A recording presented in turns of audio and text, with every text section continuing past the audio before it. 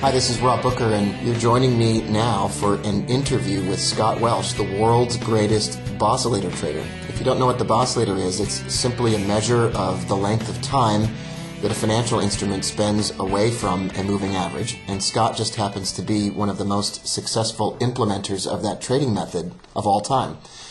In 2010, Scott made $48,175 trading this method, and you can see his account statements online at oscillator.bz. And I thought I'd make an interview free and available to everyone with some tips and tricks and strategies that made a difference for Scott as he successfully traded a method, and some advice from Scott about what he would do differently if he could start it all over again. Enjoy the interview. Scott, tell me how you got started as a trader. Well, I got started first as a tennis pro. Is the first thing I did out of college. I had a decent junior tennis career, and I got hurt right in the middle of it, right during my sophomore and junior year.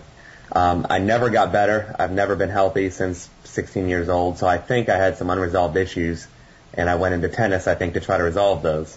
But tennis pros don't make a lot of money, so it took me a while to work your way up, and when you start with 0 clients, it takes a while to get up to something where you can actually make a living, and most tennis pros don't make a living because it's hard. You have to be good at it. You have to make people better, and you have to work crazy hours. But after a while, I started making a little bit of money, and I was actually saving, and I had extra money for the first time in really my life.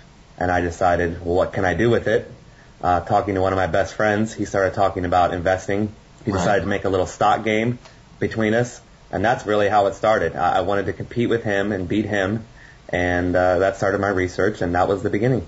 Do you feel that the competitive side from tennis carried over to trading? Unquestionably, yeah. It is extremely competitive. There's no physicality in it, obviously, but no doubt about it. I was pre-law in college because I thought that would be a way to compete in the courtroom, but trading is far better than that, and teaching tennis was far better than that, at least for me. So, the combination of tennis and trading, the competition side is very, very important to me. Well, for those of you just joining us now, I'm Rob Booker. I'm here with Scott Welsh. Scott Welsh is the #1 most successful and consistently successful oscillator trader that I ever met in my whole life. Scott lives in Columbus, Ohio, and trades from home, and we're going to spend a few minutes discussing Scott's experience as a trader together to give you a better idea of Scott's journey from tennis pro to trader and how that might relate to your own journey from whatever you are now to being a trader. Scott, it's not easy to be a tennis pro. You mentioned that. It's not easy to be a trader either. So you picked 2 separate and very difficult careers back to back. Yeah, that is probably on purpose. I'm sure Freud would have something to say about that, or there's something underlying. I really kind of enjoy doing things that other people say can't be done. In tennis, for me, it was, can you live in Columbus, Ohio, and not go to a tennis academy like Bollettieri's and turn pro? I mean, can you get a world ranking living in Columbus and not changing your life? That was kind of my mission, and I had 5 or 6 other goals. And once I proved that, I think that changed my life, and that kind of led me to trading. Now that I've accomplished all of my tennis goals, now I want to set out, can someone without that much money, without that big of a stake, can you do it in trading too? And I like the fact that 80, 90, 95% of the people can't do it. And I think that's why I'm drawn to it. When you talk about being successful at both, I keep coming back to the idea that you are a committed, very determined individual, and you're very competitive. And I don't mean that in a bad way. Like, you've never told me that you're going to rip my face off, or not to your face, but right. Right, exactly. But how does that relate? I mean, when you're sitting in front of the computer as a trader, who are you competing with? Well, the broad answer is everyone, because every trade has a winner and a loser. And in Forex specifically, what I trade now, I started in stocks, but what I trade now, a lot of the things that you read say the best and the brightest are in Forex. So that entices me. So I think that Forex and being so hard and it being so competitive, that I like to take on the best of the best. But the second part is ultimately you're just competing with yourself, and that's the true reason. But I wouldn't mind beating other people along the way.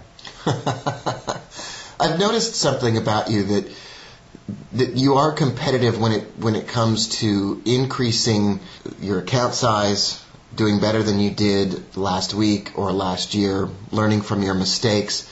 But it's the drive to win that has struck me as uniquely powerful, a characteristic that you have, a character trait that I admire.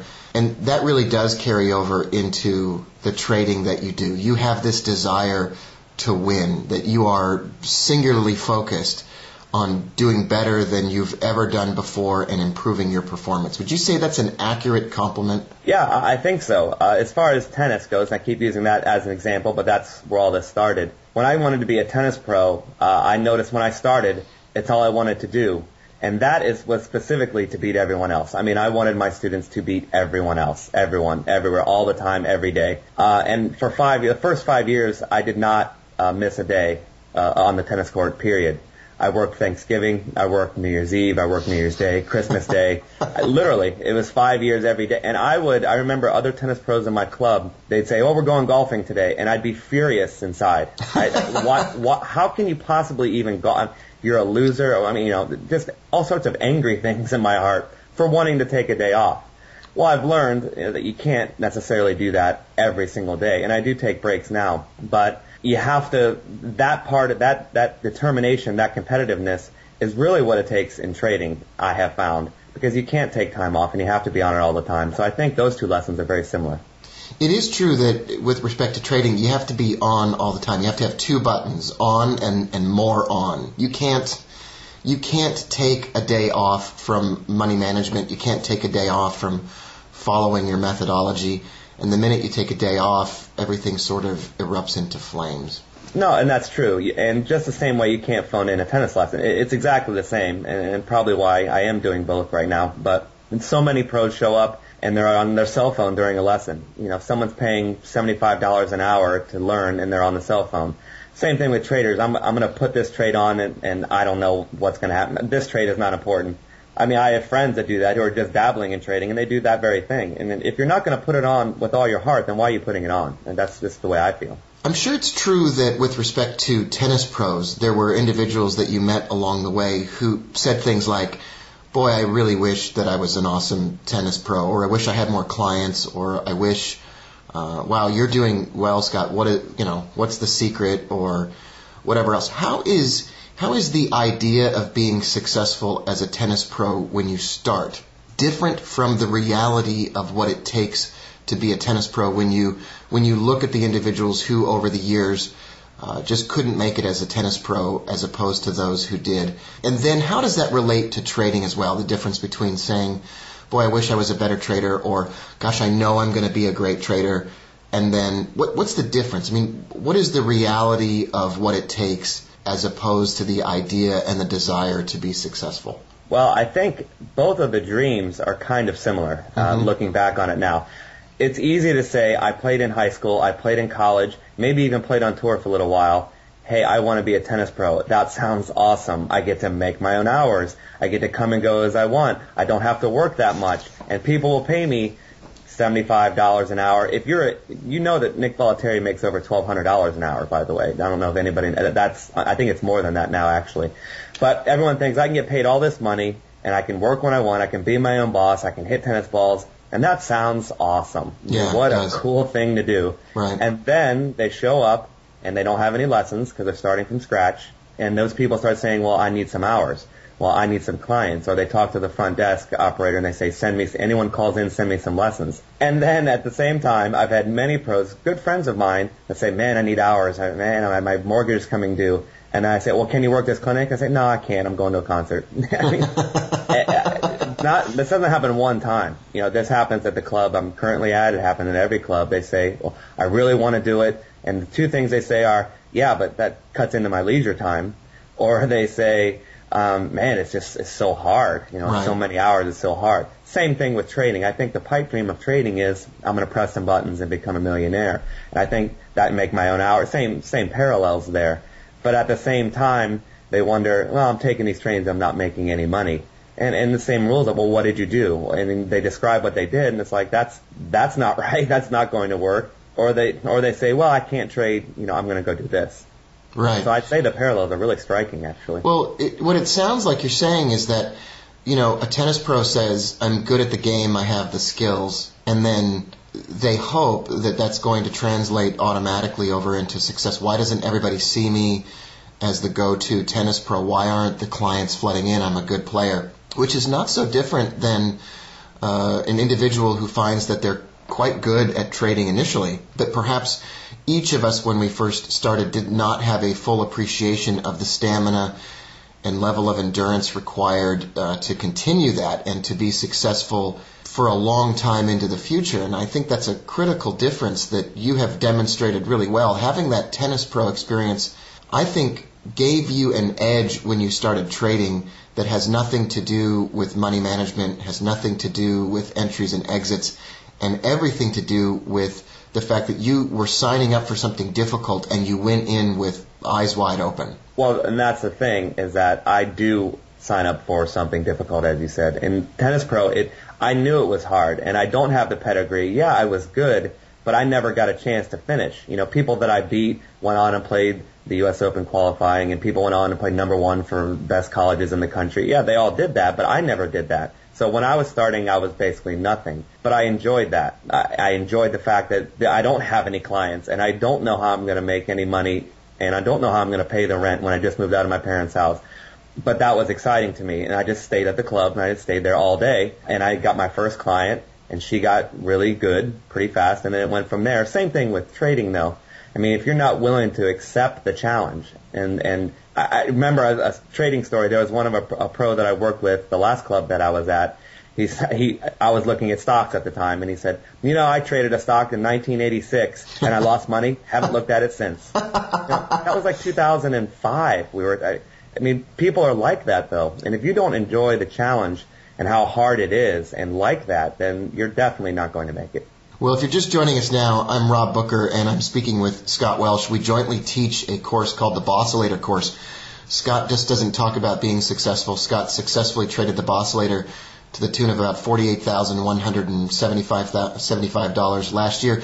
You can see Scott's live account performance, not as demo and not a promise and not some kind of obfuscated, idea that he might have been successful hidden behind a bunch of algorithmic trading quandaries wrapped in mystery. You can actually see Scott's account statement at boscillator.bz. You could probably also see it at boscillator.com if I ever get around to putting that website up. We're talking now about the mental fortitude required to be a successful trader. It's probably the same mental fortitude required to be a successful tennis pro or anything else in life. I have a question for you, Scott. The more you talk about the drive to succeed and the need to win, the more I start wondering, are you ever angry when something doesn't work out in the trading world? What's the role of emotions in your own trading? Well, to keep the parallel going, when every student lost, I was angry.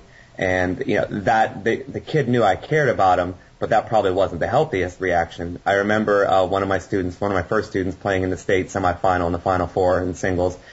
She ended up losing a close match, and I remember staying in the bleachers with my head in my hands for hours. Everyone had kind of gone away, and here I was sitting in the bleachers, angry. I remember after students losing, I'd go to the gym and work out for hours, crazy angry, and not at them, not at my students, but at me. I failed. I didn't give them the proper knowledge. I didn't have the game plan ready. So, and I think they knew that, or else obviously I'd lose all my clients. As far as trading, I have been furious at a trade, angry. Why did I put that on? Even when I do it right, even when I execute the trade perfectly, I still get a little angry. That is lessening, and it needs to lessen, and just like it has with my students, I no longer get angry like that anymore. You have to calm down, even though it fueled my drive.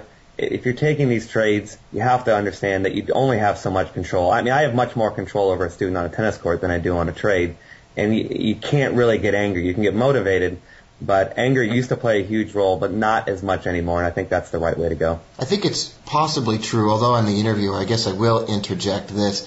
It's possibly true that most traders and tennis pros and anybody else in any other profession probably don't have enough anger at the beginning and too much anger at the end. And what you're saying is that drive to win was so great at the beginning that it served you well, and that it's led you to believe that you can probably tone that down a little bit now, and you've done it in reverse. And I think that's a key concept that probably gets lost in the shuffle in discussions about money management or entries and exits or whatever else. Well, anger, I tell my students all the time, anger is a fire. And fire isn't necessarily a bad thing. A fire can be used to build a steam engine, or a fire can be used to propel any sort of engine, actually, to do important things. Fire can be maybe cook food in a fireplace, or anything like that along those lines. But fire, uncontrolled, can burn you up. Right. And so if you're going to use anger, if you're going to play with that fire, if you're going to play with that emotion, you have to be real clear. And this takes a ton of self-discipline. Does that anger make you better? Period. If you're on the court, if you're throwing your racket, does that make you better? I watch them very closely. If they throw their racket, first of all, they get yelled at, and second of all, what happens the very next point? Did you get better? The old-time example is McEnroe. When he used to yell, he got better. Right now, Djokovic, if you know your tennis, when he gets mad, he gets better. But 99% of the people, when they get mad, they get worse. It happened to make me better to get angry, and now I'm to the point now, I don't need anger to make me want to get better anymore. I find a more even keel allows me to stay in it longer.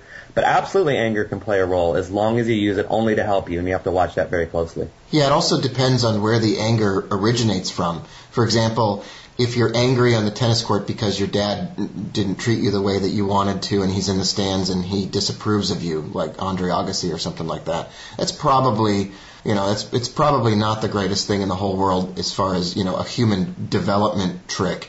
But if you're angry because you want to be the best and you're unsatisfied with your performance, you're describing 99% of all people who have reached number one in the world in tennis and number one in the world in other professions as well. If the anger originates from a desire to do the best that you very can and a realization that you might not have given it everything that you possibly could have, it's probably never something that you want to lose as a trader. You obviously want to keep it into perspective, but it would be understandable if you didn't give it your all and that you lost money needlessly. That would be a reason for someone out there listening right now. That would be a reason for you to be angry. I mean, you wouldn't want to forgive yourself and move on and be, listen, I'm not going to make a big deal about it. It was a mistake. I wasn't paying attention and it went wrong, but I'll get him next time or whatever. That doesn't sound to me to be the kind of person who really is dedicated to winning.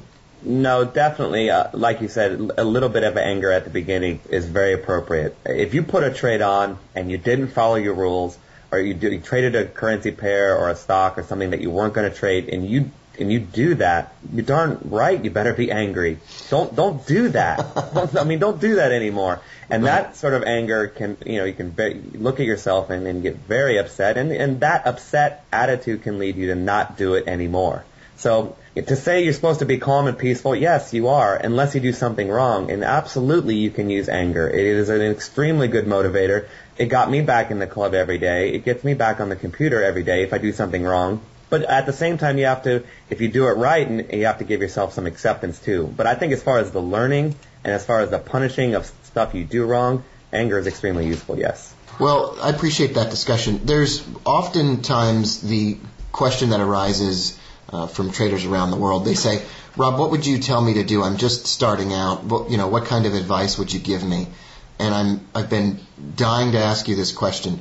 Scott, if someone were listening to this recording and they were just starting out and they wanted to benefit from mistakes that you had made when you began, we've talked a little bit about the role of emotions in trading, but what else would you tell someone at the very beginning of their trading career? Well, how they start out is kind of something that I study. I mean, how do you go from nothing to something? I mean, how do you do that? And in tennis, I've studied it a great deal and lived it. And in trading, I think about it quite a great deal. And that is, I would say my advice to start out is you have to find coaching. The reason, in my opinion, that tennis is not the number one sport in the world is because it's hard, and that most beginners don't get good coaching.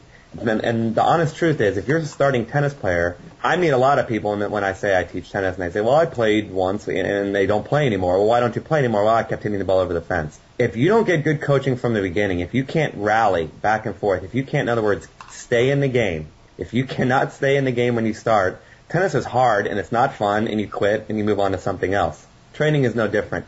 You have to get good coaching. There are so many methods out there And unfortunately, and I go to the bookstore, I've tried to read everything. You have to find something that works. Hopefully somebody who comes well represented or somebody who's done it before, preferably someone who's done it before or is doing it. And then the second thing is you have to trust. I think my weakness, and we can get into that later if you want, is that I haven't trusted the methods when I started. Just find something that works, get some coaching, and then stay with it as much as possible. That's how you get started. In other words, you have to stay in the game. Don't overbet, but find a methodology that actually produces money, even if you lose some, and then keep going. I think that's key. You said something just a moment ago that your biggest weakness at the beginning was that you didn't trust the system. Is that what you just said? Absolutely, yeah. I didn't trust what I was doing was right, quote unquote. And how did that affect your performance at the beginning, and how has overcoming that weakness made a difference for you now? Well, I'll give you a little backstory. The first thing I ever read when I wanted to learn about stocks was Warren Buffett. I read every single book out there on Warren Buffett, and I absolutely fell in love. It spoke to me. Buy something on the cheap and trade it back to its fair value. And I believed it, and it sat well with me, and it worked. And the first 3 years I traded only stocks, and I did all right. I think I averaged almost 40% a year for the first 3 years I traded. Might have been luck, but at the same, I was working hard at it, but I was trading in the way that I believed in. Then I got into Forex, and it was only because one of my best friend's girlfriend said she was trading Forex and making 1,100% a year. This is a true story, and I was making 39% a year for 3 years, and I thought I was the greatest thing ever. And then he said, yeah, well, my girlfriend made 1,100% last year in Forex. I'd never heard of Forex. So I immediately stopped trading stocks, which I was doing pretty well at, and I've been studying Forex ever since. Right. That in itself was a lack of trust, you could say. I did not stick with the stocks. And then when I got into Forex, because the leverage is so high, and because it doesn't trade exactly the same as stocks, I went early on from method to method to method to method, and trade a little bit here, and didn't do anything. And then I made a little bit of money. After I met you, honestly, I traded your methods. I did start making money. Is that a shameless plug? It's not really a plug, it's the truth. But when I finally got to the oscillator and traded it in that way, that was successful, and I believed in it. I think that's my biggest weakness, and that's probably the biggest weakness of someone starting off is switching. Forex is harder because of the leverage. You can lose more quicker. Right. And I kept thinking, I can do it better, and I kept switching out and losing money for no reason. I think that's fantastic. I think I would give that advice at the very beginning to anyone as well. You have to find what you're going to focus on, and everything that you find that you focus on is going to fail at some point in time and let you down. And that the constant switching only creates a jumbled up mess of systems and methods, and it's better to sort of work on perfecting a method that is imperfect and work on self and personal development than it is to continue the endless exploration for something that does not exist, which is a trading system so perfect it will overcome my every weakness and personal fault. Well, I think it's crucial to start off, and I use an example. There's a club in Russia called Spartak. It's produced 4 top 10 players, and it's a little club in Russia that's by an industrial field in the middle of nowhere. They play in the winter in 35 degrees. The little kids have winter coats on. It's one court, and when you start at Spartak, you are not allowed to play tournaments for 3 years, and you don't hit a ball for weeks. You don't even hit a ball. What you do is you go over perfect form, and the odds of one club in Russia producing 4 top 10 players, it's beyond astronomical. But the point of that is they have to refine the method, practice. So when you're starting off in Forex, find a coach that you believe in, you think, find a method, and then test it. Do you have to wait 3 years? Well, no American parent will wait 3 years to play a tennis tournament, so that sort of method won't work in America, and you wonder why our tennis has been down lately, for example. That's another topic, another interview. But I would say find a method and test it.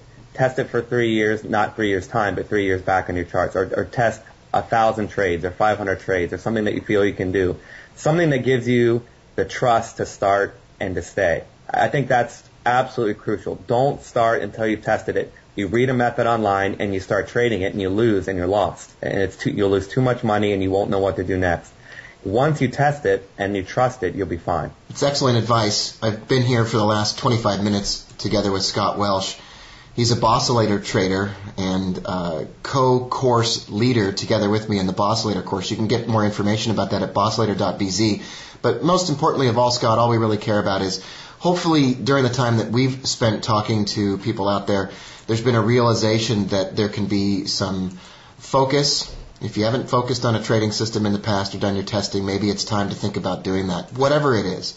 Number two, the drive to win and the drive to succeed can involve, emotional outbursts and maybe other seemingly unproductive character traits, but we want to encourage everyone who's listening, if you can take away two things from our interview today, perhaps, remembering to test and focus on one system and improve that over time is number one. And number two, nothing really can be substituted for the drive to succeed and personally improve. We appreciate the time that you've spent with us, Scott. Thanks a million for your advice and the stories and whatever else. And maybe we could get together again real soon and talk again. I would love to do it. Thanks. Excellent.